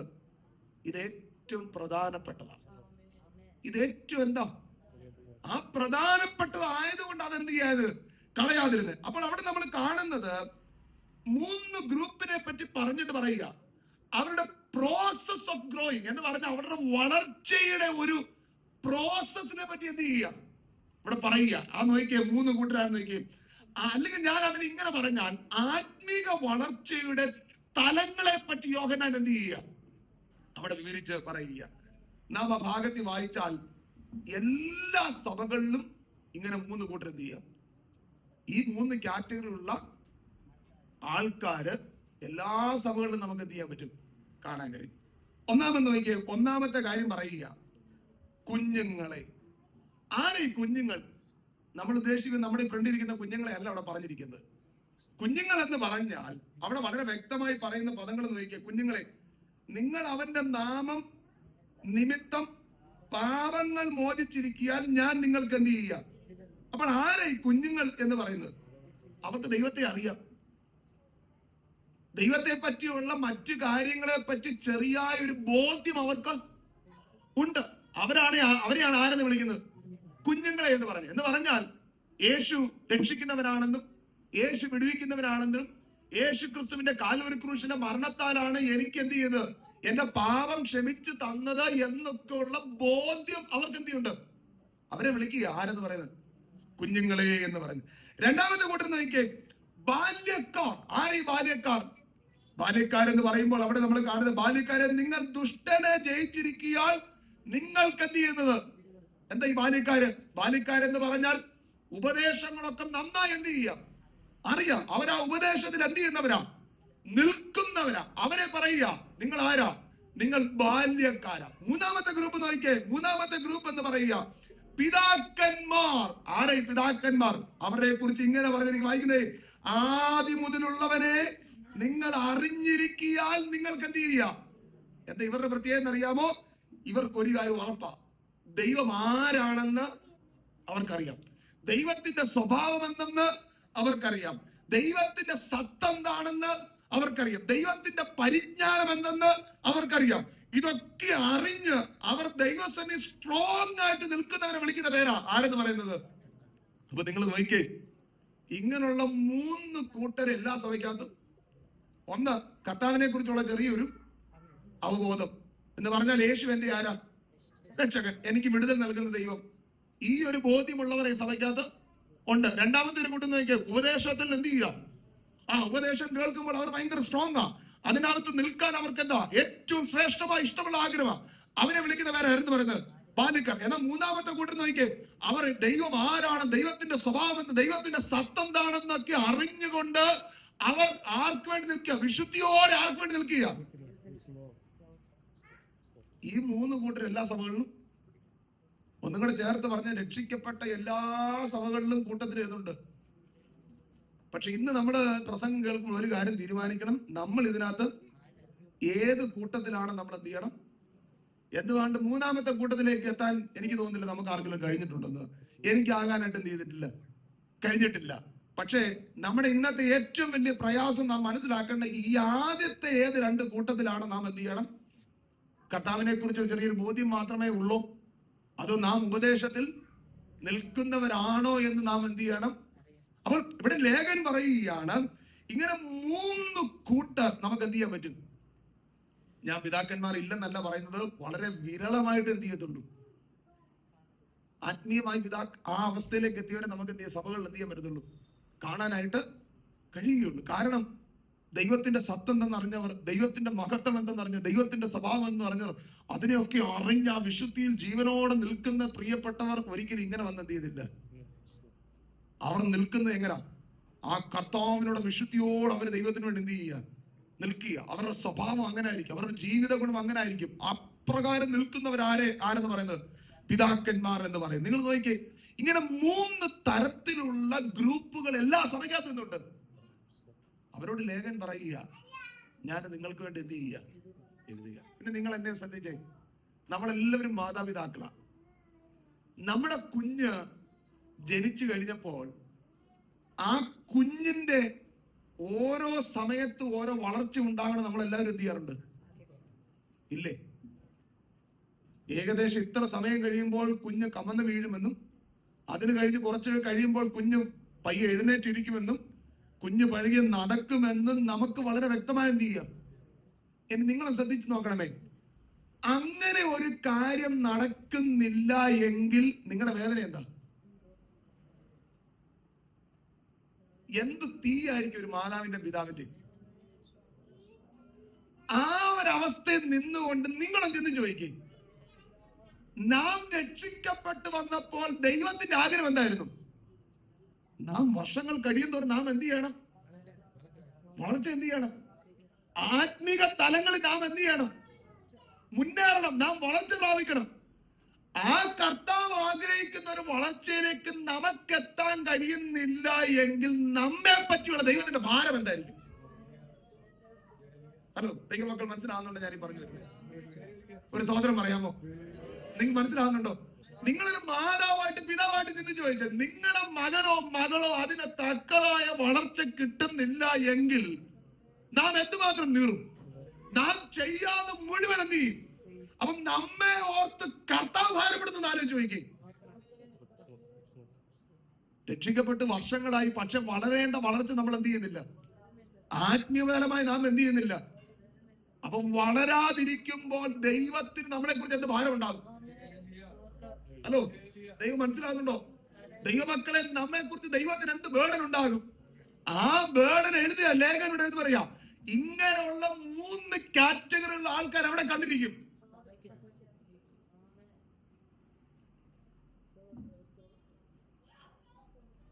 ഞാൻ ദൈവമക്കളോട് ഒരു കാര്യം പറയാം, കർത്താവ് നമ്മളെ കുറിച്ച് ഭാരപ്പെടാൻ അവസരം എന്ത് ചെയ്യരുത്. രക്ഷിക്കപ്പെട്ട ഒരുവന്റെ ജീവിതത്തിൽ എന്തുണ്ടായിരിക്കണം, വളർച്ച എന്ത് ചെയ്യണം, നിങ്ങളെല്ലാവരും എന്നെ കേൾക്കണം. ഒരുപക്ഷെ നിങ്ങൾക്ക് സ്തോത്രം പറയാനോ പ്ലീസ് ചെയ്യുന്ന ഒരു മെസ്സേജ് ആയിരിക്കണമെന്നില്ല. പക്ഷേ ഇത് ദൈവജനത്തിന്റെ ഹൃദയത്തിനകത്ത് കയറിയേ പറ്റൂ. രക്ഷിക്കപ്പെട്ട ഒരു ദൈവവൈതലിനെ പറ്റി നമ്മുടെ പിതാവായ ദൈവം ആഗ്രഹിക്കുന്ന ഒരു കാര്യം നാം എന്ത് ചെയ്തേ പറ്റത്തുള്ളൂ. ഞാൻ എന്റെ സോനാസിന്റെ മോളുടെ പേരെടുക്കുന്നത് നിങ്ങൾ എന്നോട് ക്ഷമിക്കണം. ആ കുഞ്ഞ് വളർന്നു വന്നപ്പോൾ ആ കുഞ്ഞിന്റെ കാലിന് ചെറിയൊരു ബുദ്ധിമുട്ടുണ്ടായിരുന്നു. പ്രാർത്ഥിച്ചു, ദൈവം ആ കുഞ്ഞിന് സൗഖ്യം നൽകി. ഇന്ന് നന്നായി നടക്കുന്നു. പക്ഷെ ആ സമയങ്ങളിൽ അവരെന്ത് വേദനിച്ചെന്ന് അവരോട് ചോദിച്ചാൽ അവർക്ക് മാത്രം അറിയാം. ജോക്കുട്ടൻ നന്നായി നടക്കുമ്പോൾ അവർക്ക് നന്നായി നടക്കാൻ കഴിയാതിരുന്നപ്പോൾ അവരെന്ത് വേദനിച്ചെന്ന് ഓർക്കണം. പക്ഷെ ദൈവം സൗഖ്യം കൊടുത്താൽ അവർക്ക് എന്ത് സന്തോഷമായിരുന്നു. ഇതുപോലെ ദൈവം നമ്മെ കുറിച്ചും ഭാരപ്പെടുന്നത്, രക്ഷിക്കപ്പെട്ട ഒരുവന്റെ ജീവിതത്തിൽ വളർച്ച ഉണ്ടാകുന്നില്ല എങ്കിൽ, ആത്മാവിൽ വളരുന്നില്ല എങ്കിൽ, ദൈവവചനത്തിൽ വളരുന്നില്ല എങ്കിൽ ദൈവം നമ്മെ കുറിച്ച് എന്ത് ചെയ്യുക? ഭാരപ്പെടുക. അതുകൊണ്ട് പരിശുദ്ധാത്മാവ് ലേഖനം നാം എല്ലാവരും എന്ത് ചെയ്തേ പറ്റത്തുള്ളൂ. രക്ഷിക്കപ്പെട്ടോ നാം എന്ത് ചെയ്യണം? നാം എന്ത് ചെയ്യണം? അത് ലേഖൻ വളരെ വ്യക്തമായി പറയുക. അപ്പൊ നിങ്ങൾ നോക്കണമേ, ഈ 3 തരത്തിലുള്ള ആൾക്കാർ എവിടെ കാണാം രക്ഷിക്കപ്പെട്ട കൂട്ടത്തിൽ. ഈ പ്രസംഗം തീരുമ്പോൾ നിങ്ങൾ തീരുമാനിച്ചോടെ നമ്മൾ ഏത് കാറ്റഗറിയിലാണെന്ന്. കാരണം അത് നമ്മളാ ശോധന ചെയ്യേണ്ടത്. നമുക്കേ അറിയത്തുള്ളൂ നമ്മുടെ ജീവിതം. ഞാൻ എല്ലാ ഭാഗവും വിവരിക്കുന്നില്ല, ആ വാക്യങ്ങൾ അടുത്ത ആഴ്ച നമ്മൾ കിടക്കും. അപ്പോൾ ആത്മീയ ജീവിതത്തിൽ എന്തുണ്ടാകണം? വളർച്ച എന്ത് ചെയ്യണം? പക്ഷെ ആൾക്കാർക്ക് ഒരു തെറ്റിദ്ധാരണയുണ്ട്. ഈ വളർച്ച എന്ന് പറയുന്നത് എന്താണെന്നൊരു തെറ്റിദ്ധാരണ നമ്മുടെ ജീവിതത്തിൽ ആത്മീയ വളർച്ച എന്തെന്ന് അറിയാമോ? രക്ഷിക്കപ്പെട്ടു, അടുത്ത സ്റ്റെപ്പ്, അടുത്ത് നമ്മൾ എന്ത് വളർന്നു. അടുത്ത സ്റ്റെപ്പ് എന്തെന്നറിയാമോ? അന്യഭാഷ എന്ത് ചെയ്യണം? പറഞ്ഞു. ആ അന്യഭാഷ പറഞ്ഞു. കുറച്ച് കഴിയുമ്പോൾ അന്യഭാഷ പ്രാർത്ഥിക്കണം. കുറച്ച് കഴിയുമ്പോൾ നമ്മൾ പറയുന്നത് പോലെ പ്രവചനം വല്ലതും. നമ്മുടെ ചിന്തയിൽ എന്താ? ഇതാണ് എന്തെന്ന് പറയുന്നത്? ആത്മീയ. ഒന്നും കൂടെ ചേർത്ത് പറഞ്ഞു, ഞാൻ പ്രാർത്ഥിക്കുമ്പോൾ ദൈവം സൗഖ്യം നൽകി. അതിന് നമ്മൾ എന്തെന്ന് വിചാരിക്കുന്നത്? ആത്മീയ വളർച്ച. അല്ലെങ്കിൽ എനിക്ക് നന്നായി പ്രസംഗിക്കാൻ കഴിയുമെങ്കിൽ അതിന്റെ അർത്ഥം എന്താ? നാം ചിന്തിക്കുന്നത് ഇതാണ് ആത്മീക. നമ്മൾ ചിന്തിക്കുന്ന ആത്മീയ വളർച്ച. പക്ഷെ അതാണ് യഥാർത്ഥ ആത്മീയ വളർച്ച. ആത്മീക വളർച്ച എന്തല്ല എന്ന് അറിഞ്ഞെങ്കിൽ മാത്രമേ ലേഖൻ ആത്മീയ വളർച്ച എന്താന്ന് പറയുമ്പോൾ നമുക്ക് എന്ത് ചെയ്യാൻ പറ്റുള്ളൂ. ഞാൻ അതുകൊണ്ട് ഈ ഭാഗത്ത് നിന്നുകൊണ്ട് ചില കാര്യങ്ങൾ വേഗത്തിൽ ഒന്ന് ഓർപ്പിച്ച് ഞാൻ ഇന്നത്തെ വാക്കുകൾ അവസാനിപ്പിക്കും. എന്തല്ല ആത്മീക വളർച്ച എന്ന് ഉള്ളത് ഒന്ന് വേഗത്തിൽ ഒന്ന് പറഞ്ഞിട്ട് ഞാൻ ആ ഭാഗം അവസാനിപ്പിക്കാൻ താല്പര്യപ്പെടുക. നിങ്ങളുടെ വാക്യങ്ങളിലേക്കൊന്ന് കടന്നു വരുമ്പോൾ നമുക്ക് കാണുവാനായിട്ട് കഴിയുന്ന ചില ചിന്തകളുണ്ട്. ആത്മീക വളർച്ച എന്തല്ല എന്നുള്ളത് നമുക്ക് കാണുവാൻ കഴിയും. ഈ ആത്മീക വളർച്ച എന്ന് പറയുന്നത് എന്തല്ല എന്ന് പറയുന്നത്, ഒന്നാമത്തത്, നിങ്ങൾ എത്ര നാളുകൾ ആയി ദൈവവിശ്വാസത്തിൽ എന്നുള്ളതിനെ ആശ്രയിച്ചല്ല എന്നത് പറയുന്നത് ആത്മീക. നിങ്ങൾ എത്ര നാളായി എന്നുള്ളതിനെ ആശ്രയിച്ചല്ല എന്ന് തീരുമാനിക്കുന്നത് ആത്മീക വളർച്ച. ഞാൻ അതിനെ ഒന്നും കൂടെ ചേർത്ത് പറഞ്ഞാൽ, നാം രക്ഷിക്കപ്പെട്ട എത്ര വർഷമായി കാണും? 10 കാണും, 20 കാണും, 30 വർഷമായി കാണും. ഈ 30 വർഷത്തിനുള്ളിൽ നമുക്ക് എന്ത് സംഭവിച്ചിട്ടുണ്ട്? നമ്മൾ പറയാം നമ്മൾ ആത്മീയമായിട്ട്. പക്ഷെ യഥാർത്ഥത്തിൽ നമുക്ക് ആത്മീയ വളർച്ച പ്രാപിച്ചിട്ടുണ്ടോ? അപ്പോൾ നമ്മൾ മനസ്സിലാക്കേണ്ടത്, വർഷമല്ല നമ്മുടെ ആത്മീയ വളർച്ചയുടെ എന്തെന്ന് പറയുന്നത്. അല്ലെങ്കിൽ ഞാനിങ്ങനെ ശാന്തമായി പറയുന്നത് നിങ്ങൾ അകത്ത് കയറാനാണ്, നമ്മുടെ ആ ചിന്തകളൊക്കെ ഒന്ന് മാറാൻ വേണ്ടി. വർഷങ്ങളുടെ കണക്കല്ല നമ്മുടെ ആത്മീയ വളർച്ച എന്ത് ചെയ്യുന്നത്. ഒറ്റ എക്സാമ്പിൾ പറഞ്ഞാൽ വേഗത്തിൽ എന്റെ മനസ്സിൽ വരുന്നത്, എബ്രായ ലേഖനത്തിൽ ഇങ്ങനൊരു വാക്യം പറയുന്നുണ്ട്, ഇതിനെക്കുറിച്ച് പറയാൻ എനിക്ക് അധികം ഉണ്ട്. എന്നിട്ട് പറയാ, കാലം നോക്കിയാൽ നിങ്ങൾ ആരാകേണ്ട സമയം കഴിഞ്ഞു. ഉപദേഷ്ടാക്കന്മാർ എന്ന് പറഞ്ഞാൽ പഠിപ്പിക്കേണ്ട സമയം എന്തിനായി ആയി. പക്ഷെ ഇന്നും നിങ്ങൾ എന്ത് ചെയ്യുക? പാലെന്ത് ചെയ്യുന്നോണ്ടിരിക്കുക. അല്ലെങ്കിൽ വചനത്തിന്റെ ആദ്യ പാഠങ്ങളിൽ തന്നെ എന്ത് ചെയ്യുക? എബ്രായ ലേഖനം എഴുതുന്നത് എത്ര വർഷമായവർക്കെന്നറിയോ? ഇവിടെ പറഞ്ഞിട്ടുള്ളതാ, 38 വർഷമായി രക്ഷിക്കപ്പെട്ടവർ എഴുതുകയാണ്, നിങ്ങൾ ഇപ്പോഴും എന്ത് കുടിച്ചോണ്ടിരിക്കുക? കട്ടിയായിട്ടുള്ള ആഹാരം കഴിക്കേണ്ട സമയമായി, പക്ഷെ ഇപ്പോഴും എന്ത് ചെയ്യുന്നില്ല. അപ്പൊ വർഷമാണ് ആത്മീക. സഹോദരം നിങ്ങൾ ശ്രദ്ധിച്ചു വയ്ക്കേ, രക്ഷിക്കപ്പെട്ടു 5 വർഷം കഴിഞ്ഞാൽ നമ്മൾ പറയും നമ്മൾ ഏതാണ്ടൊക്കെ 10 വർഷം കഴിഞ്ഞാൽ പറയും ഒരു ഉപദേശം ഒന്നും ഇങ്ങോട്ട് എനിക്ക് നന്നായി എല്ലാ കാര്യങ്ങളും. അപ്പൊ 38 വർഷങ്ങളുടെ അവസ്ഥ ആലോചിച്ച് നോക്കി. നമ്മുടെ ഭാഷയിൽ പറഞ്ഞാൽ രക്ഷിക്കപ്പെട്ട് ഇരുന്ന് തഴമ്പിച്ചു, ഇനി അവനോട് ഒരു ഉപദേശം എന്ത് ചെയ്യണ്ട. ലേഖനം പറയുക വർഷം ഇത്രയൊക്കെ ആയി, പക്ഷെ കട്ടിയായിട്ടുള്ള ആഹാരം പറയുമ്പോൾ ഇന്നും കേൾക്കാൻ. ഇന്നത്തെ സന്ദേശം എന്തുകൊണ്ട് നിങ്ങളോട് പുറത്ത് ഇറങ്ങി ആരാധന കഴിച്ച് ചോദിച്ചാൽ പറയുള്ളൂ, ഇന്നത്തെ സന്ദേശം പുള്ളിക്ക് വയ്യാഞ്ഞോണ്ട് പ്രിപ്പയർ ചെയ്തിട്ടാണ് വരാന്ന്, അതുകൊണ്ട് ഭയങ്കര ബോറ്. കാരണം നമുക്ക് ഈ ഉപദേശം എന്ത് ചെയ്യുന്നില്ല. ഇപ്പൊ ഞാൻ പറയുക കർത്താവ് നിങ്ങളെ സൗഖ്യമാക്കുന്നു പറഞ്ഞ് നമുക്ക് എല്ലാവർക്കും എന്ത് ചെയ്യാൻ പറ്റും? സ്തോത്രം ചെയ്യാൻ. രക്ഷിക്കപ്പെട്ട എത്ര നാളായി? ഈ ഉപദേശം എന്ത് ചെയ്യുന്നില്ല, ഡൈജസ്റ്റ്. നിങ്ങൾ ആ ഭാഗം നോക്കണേ. ഞാൻ ആ കുഞ്ഞിന്റെ പേരെടുക്കുക. ജോക്കുട്ടിന് ഇപ്പോൾ കുടിക്കേണ്ടത് കുഞ്ഞ് പാല, കാരണം അവന്റെ പ്രായം. എന്നാൽ ജോക്കുട്ടിന്റെ അമ്മയ്ക്ക് ഇപ്പൊ പാൽ കുടിച്ചോണ്ടിരുന്ന കാര്യം എന്ത് ചെയ്യത്തില്ല. അതിന് കട്ടിയായിട്ടുള്ള എന്ത് ചെയ്യണം? ഇതന്നെ ലേഖനം പറയുന്ന അവിടെ. എന്താ കാര്യം എന്നറിയാമോ?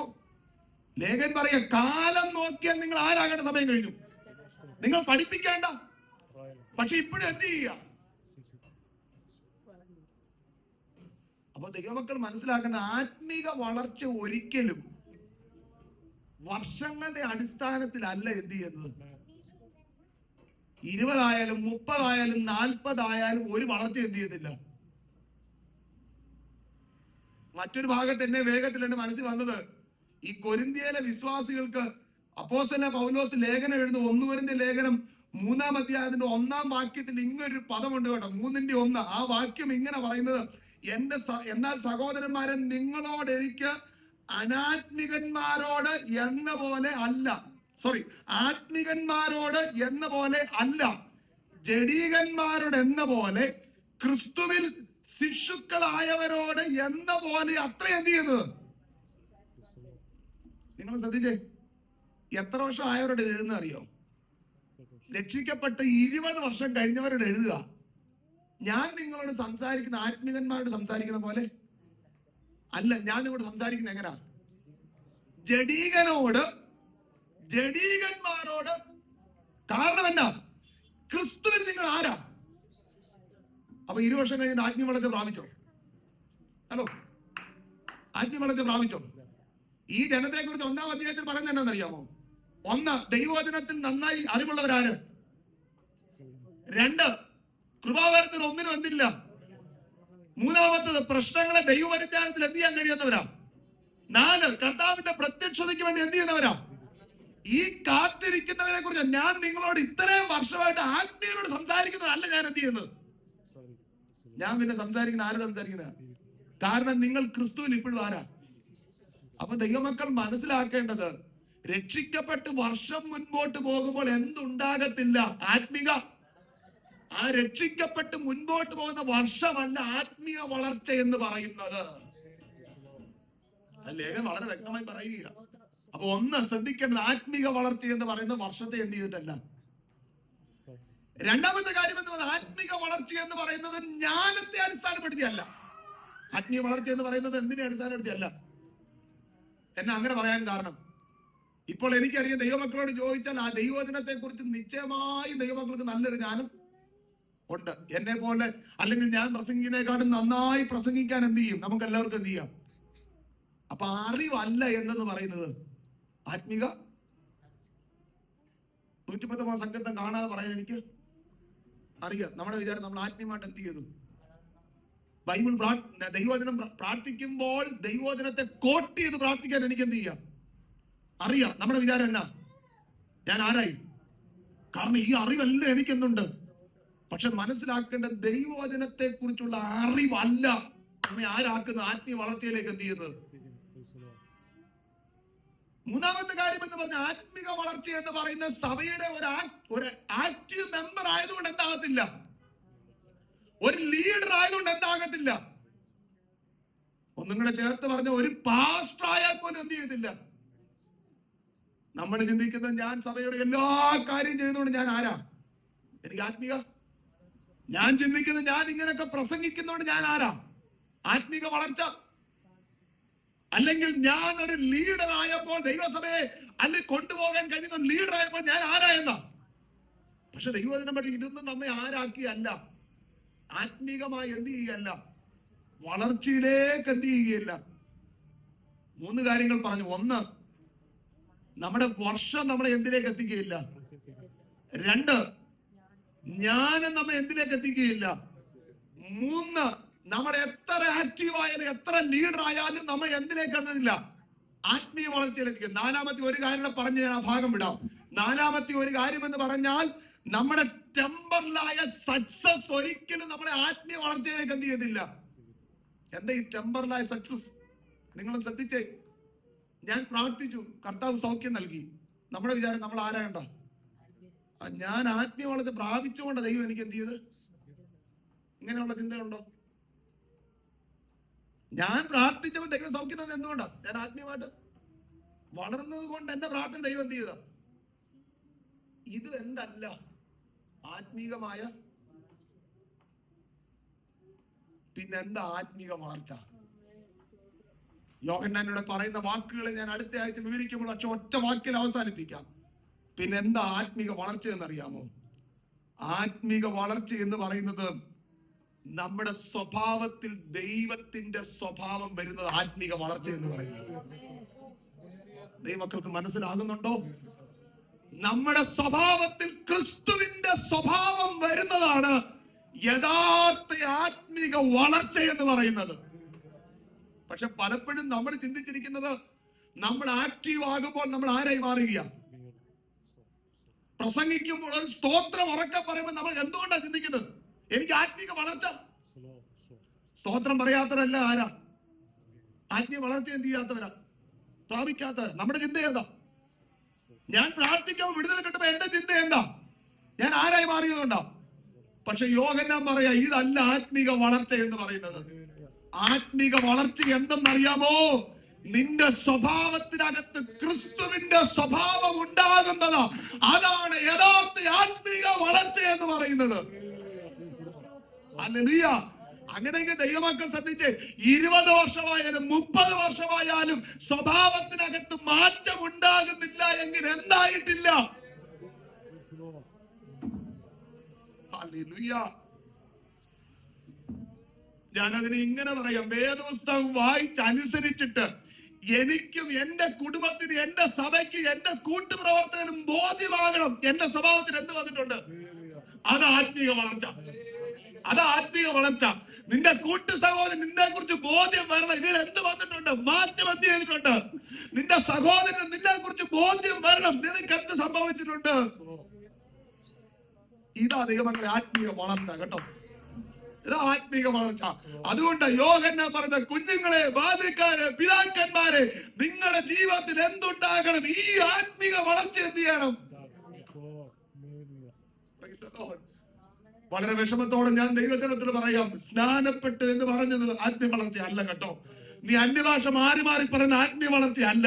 പ്രസംഗിക്കുമ്പോ സ്തോത്രം പറയുന്ന ആത്മീയ വളർച്ച അല്ല. ആത്മീയ വളർച്ച സൂചിപ്പിക്കുന്നത് നിന്റെ സ്വഭാവത്തിനകത്തുണ്ടാകുന്ന മാറ്റമാ, നിന്റെ ജീവിതത്തിൽ ഉണ്ടാകുന്ന രൂപാന്തരമാ. നിനക്ക് നിന്റെ ജീവിതത്തിനകത്ത് രൂപാന്തരം ഉണ്ടാകുന്നില്ല എങ്കിൽ അതിനകത്ത് എന്ത് സംഭവിക്കും? ആത്മീയ വളർച്ച എത്തിയുന്നില്ല. നീ പ്രാർത്ഥിക്കുമ്പോ വിടുതൽ കിട്ടുന്നതിന്റെ ആത്മീയ വളർച്ചയുടെ കൂടുതലുകൊണ്ടല്ല. ഹല്ലേലൂയ. ഭൗതികമായി ദൈവം നിനക്ക് നന്മ തരുന്നത് നമ്മുടെ ആത്മീയ വളർച്ചയുടെ എന്തുകൊണ്ടല്ല, കൂടുതൽ കൊണ്ടല്ല. ആത്മീക വളർച്ച എന്ന് പറയുന്ന സ്വഭാവത്തിനകത്തുന്ന രൂപാന്തരമാകട്ടെ. ഇന്ന് പകൽ ദൈവസന്നിധി ചിന്തിക്കുമ്പോൾ ദൈവത്തോട് പ്രാർത്ഥിക്കും, കർത്താവേ, എന്റെ വാക്കുകൾക്ക് മാറ്റം വന്നിട്ടില്ല എങ്കിൽ അതിന്റെ അർത്ഥം എന്താ? ആത്മീകമായി ഞാൻ എന്ത് ചെയ്തിട്ടില്ല.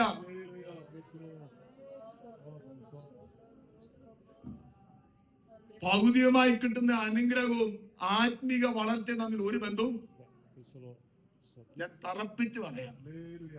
ഭൗതികമായി കിട്ടുന്ന ഒരു കാര്യവും ആത്മീകമായി കിട്ടുന്ന വളർച്ചയ്ക്ക് തമ്മിൽ എന്തില്ല. നിങ്ങൾ എന്നെ ശ്രദ്ധിച്ചേ. അങ്ങനെയാണെങ്കിൽ പൗലോസിനെ പോലെ നീചനായ മനുഷ്യൻ വേറെ ലോകത്തിൽ. നിങ്ങൾ എന്നെ ഒന്ന് ശ്രദ്ധിക്കണം. ഞാൻ ഒരു കാര്യം കൂടെ പറഞ്ഞ ഭാഗം വിടാം. നമ്മളിങ്ങനെ സന്തോഷത്തോടെ ദൈവസന്നിധി എന്ത് ചെയ്യുന്നു? നമ്മൾ പറയാം നമ്മുടെ ആത്മീയ വളർച്ചയുടെ കൂട്ടിലൂടെ ഇങ്ങനെ ഇരിക്കുന്നത് പറഞ്ഞാൽ കർത്താവിനെ പ്രസംഗിച്ചതിന്റെ എത്ര ജയിലിൽ കിടക്കുക ചിന്തിക്കാറുണ്ട് ദൈവമക്കൾ. ഞങ്ങളുടെ ദൈവസഭയ്ക്കകത്ത് മറ്റൊരു ദുരുദ്ദേശം പറഞ്ഞാൽ ഇനി ജയിക്കരുത്. കാരണം വചനത്തിന്റെ അടിസ്ഥാനത്തിൽ ദൈവമക്കൾ നിൽക്കാൻ തയ്യാറാകണം. ഈ കാലഘട്ടങ്ങളിൽ നിങ്ങളെ ചതിക്കുന്ന പ്രസംഗങ്ങളുടെ നടുവിൽ ദൈവമക്കൾ ഉറച്ചു നിൽക്കണം. അതല്ല യഥാർത്ഥ വളർച്ച. ഭൗതികമായി ധരിക്കുന്ന അല്ല യഥാർത്ഥ വളർച്ച. യഥാർത്ഥ വളർച്ച എന്ന് പറയുന്ന രൂപാന്തരം ഉണ്ടാകുന്നതാ, സ്വഭാവത്തിനകത്ത് മാറ്റം ഉണ്ടാകുന്നതാ. നിങ്ങളൊന്ന് ചിന്തിച്ചു നോക്കിയേ, നാം 3 നേരം ആഹാരം, 3 വരെ 4 നേരം ആഹാരം കഴിക്കുമ്പോൾ കർത്താവിന് വേണ്ടി 1 നേരം പോലും ആഹാരം കഴിക്കാത്തവരോ ആത്മീയമായി വളരാത്തവരാണ് അവര്. ഇതൊന്നും അല്ല ആത്മീയ വളർച്ചയുടെ ലക്ഷണം. ആത്മീയ വളർച്ചയുടെ ലക്ഷണം നിന്റെ സ്വഭാവത്തിനകത്ത് ഉണ്ടാകുന്ന രൂപാന്തരമാണ് കേട്ടോ. ഹല്ലേലൂയ. അതുകൊണ്ട് ദൈവമക്കളെ, ഞാനിവിടെ ലേഖൻ പറയുന്ന വാചകം പറയാം. ഇത് സംഭവിക്കുന്ന ഒരൊറ്റ രാത്രി കൊണ്ട് എന്ത് ചെയ്യുന്നില്ല. ഇതൊരു പ്രക്രിയ. ഈ ആത്മിക വളർച്ച എന്ന് പറയുന്ന സെന്റിമെന്റ്സിനകത്ത് നടക്കുന്ന ഒരു കാര്യമല്ല, മറിച്ച് ഇതെന്താ, എങ്ങനെ വളർച്ച ഉണ്ടാകുന്നത്? ഓരോ ദിവസം ദൈവവചനം കേൾക്കുമ്പോൾ ആ വചനത്തിനകത്ത് ദൈവത്തിന്റെ ആത്മാവ് എന്റെ ഹൃദയത്തിനകത്ത് കുത്തുകൊള്ളുമ്പോൾ ഞാൻ ദൈവത്തോട് പറയാം, കർത്താവേ, എനിക്കിവിടെ മാറാനുണ്ട്. ഞാൻ മാറി അടുത്ത പ്രാവശ്യം അതിനെ കളയുന്നതാ എന്തെന്ന് പറയുന്നത്. ദൈവമക്കൾ ശ്രദ്ധിച്ചോ, ഒരു പ്രാവശ്യം വചനം കേൾക്കുമ്പോൾ എന്നെ കുത്തി പ്രസംഗിക്കല്ല, പക്ഷെ എന്റെ ജീവിതത്തിൽ എനിക്ക് മാറ്റം വരേണ്ട ദൈവാത്മാവ് എന്നെ കാണിക്കുമ്പോൾ ഞാൻ അതിനെ വിടുന്നത് ആത്മീയ വളർച്ച എന്ന് പറയുന്നത്. അതുകൊണ്ട് ലേഖനോട് വളരെ വ്യക്തമായി പറയുന്നത് 12 മുതൽ വാക്യങ്ങൾ. ഞാൻ അതിന്റെ വാക്യങ്ങളിലേക്ക് ഇന്ന് പകൽ കടക്കാൻ താല്പര്യപ്പെടുന്നില്ല. ഞാൻ പ്രസംഗങ്ങൾ കേൾക്കുമ്പോൾ, ഞാൻ ദൈവസന്നിധി പ്രാർത്ഥിക്കുമ്പോൾ, ദൈവവചനം വായിക്കുമ്പോൾ ഈ ഭാഗത്ത് എനിക്ക് കറക്റ്റ് ചെയ്യണം. ദൈവത്തിന്റെ ആത്മാവ് ഇടപെടുമ്പോൾ ഞാൻ അതിനെ മാറ്റിക്കളഞ്ഞ് ഞാൻ വളർച്ചയിലേക്ക് പാകുന്ന ആത്മീയ വളർച്ച എന്ന് പറയുന്നത്. അങ്ങനെയെങ്കിൽ ഇന്ന് പകൽ എന്നെ കേൾക്കുന്ന ദൈവത്തിനെ രക്ഷിക്കപ്പെട്ട് ഇത്രയും വർഷങ്ങളായില്ലേ, ഈ വളർച്ച നമ്മുടെ ജീവിതത്തിൽ ഉണ്ടായിട്ടുണ്ടോ? അന്യഭാഷ പറയുന്നുണ്ടാകാം, വെളിപ്പാട് പറയുന്നുണ്ടാകാം, പ്രസംഗിക്കുന്നുണ്ടാകാം, ബൈബിൾ ക്ലാസ് നടത്തുന്നുണ്ടാകാം, സഭയെ നയിക്കുന്നുണ്ടാകാം, നേതൃത്വം ഉണ്ടാകാം, ഇതൊക്കെ ഉണ്ടാകാം. പക്ഷെ സ്വഭാവത്തിന് രൂപാന്തരം വന്നിട്ടില്ല എങ്കിൽ ദൈവം നമ്മെ കുറിച്ച് ഭാരപ്പെടുക, ദൈവം നമ്മെ കുറിച്ച് വേദനപ്പെടുക, നമുക്ക് രൂപാന്തരം വന്നിട്ട് ദൈവം നമ്മെ കുറിച്ച് വ്യാകുലപ്പെടുക.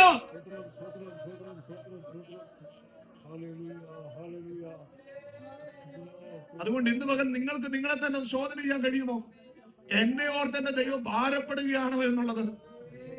ഹല്ലേലൂയ. നിങ്ങൾ എന്നെ ശ്രദ്ധിച്ചു നോക്കിയേ. ഈ കുഞ്ഞുങ്ങൾ നമ്മുടെ മുൻപിൽ ഇരിക്കുക.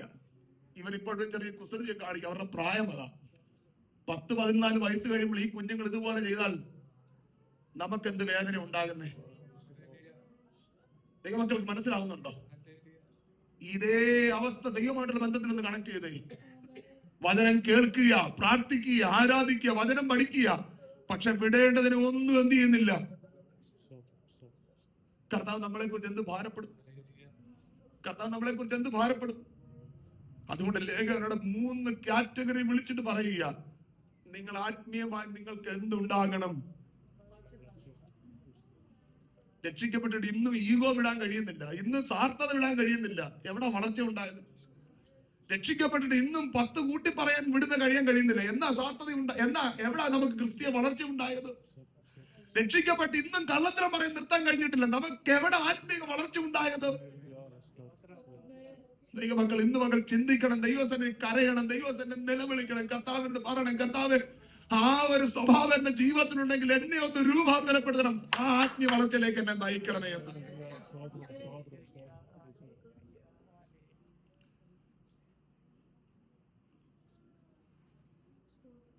ദൈവസാന്നിധ്യം എന്ന് പറയുന്നത് ഒരു ഫീലിംഗ് മാത്രമല്ല കേട്ടോ. ഇവിടെ ഉണ്ടാകുന്ന ഒരു ഫീലിംഗ് മാത്രമല്ല ദൈവസാന്നിധ്യം. ദൈവസാന്നിധ്യം എന്ന ഒരു യാഥാർത്ഥ്യമാണ്. അത് ജീവിതത്തിൽ ഉടനീളം കാണുമ്പോൾ ആത്മീയ വളർച്ച ഉണ്ടാകുന്നത്. അങ്ങനെയെങ്കിൽ ഇന്ന് പകൽ എന്നെ കേൾക്കുന്ന ദൈവമക്കൾ എത്ര പേർ ദൈവത്തോടും ചോദിക്കും, കർത്താവേ, ഞാൻ രക്ഷിക്കപ്പെട്ട് ഇത്രയും നാളായി, ഇത്രയും പ്രസംഗങ്ങൾ കേൾക്കുന്നു, പക്ഷെ എനിക്കൊരു ആത്മീയ വളർച്ച ഉണ്ടായിട്ടുണ്ടോ? ഇല്ലെങ്കിൽ എന്റെ ജീവിതത്തിൽ അത് ഉണ്ടാകണമെന്ന് എത്ര പേർ ദൈവസന്നിധിയിൽ പ്രാർത്ഥിക്കും? ഞാൻ എന്റെ വാക്കുകളോട് അവസാനിപ്പിക്കുക. ഞാൻ ഈ വാക്കുകളെ തുടർന്നുള്ള ദിവസങ്ങളിൽ ആ വാക്കുകൾ ഓരോന്നെടുത്ത് ഞാൻ വിവരിക്കാൻ ദൈവനാമത്തിൽ ശരണപ്പെടുക. ആ ഭാഗങ്ങൾ അത്രയ്ക്കും എന്നെ ടച്ച് ചെയ്തുകൊണ്ടാണ് ഞാൻ ഇന്ന് പകൽ ഇവിടെ സംസാരിക്കുന്നത്. അങ്ങനെയെങ്കിൽ യോഹന്നാനോട് വിളിച്ചു പറയാം, കുഞ്ഞുങ്ങളെ, പിതാക്കന്മാരെ, ബാല്യക്കാരെ, നിങ്ങളുടെ ജീവിതത്തിൽ എന്തുണ്ടാകണം? ആത്മീയമായിട്ട് എന്തുണ്ടാകണം? മക്കൾ എന്നെ ശ്രദ്ധിച്ചേ, 119 സങ്കീർത്തനം കാണാതെ പറയുന്നതല്ല വളർച്ച കേട്ടോ. ഇവിടെ ഒന്ന് അന്യഭാഷ പറയുന്നതല്ല ആത്മീക വളർച്ച. അങ്ങനെ ആർക്കെങ്കിലും തെറ്റിദ്ധാരണ ഉണ്ടെങ്കിൽ അത് മാറ്റുക. യഥാർത്ഥ വളർച്ച യേശുവിന്റെ സ്വഭാവം നമ്മുടെ ജീവിതത്തിൽ ഉണ്ടാകും.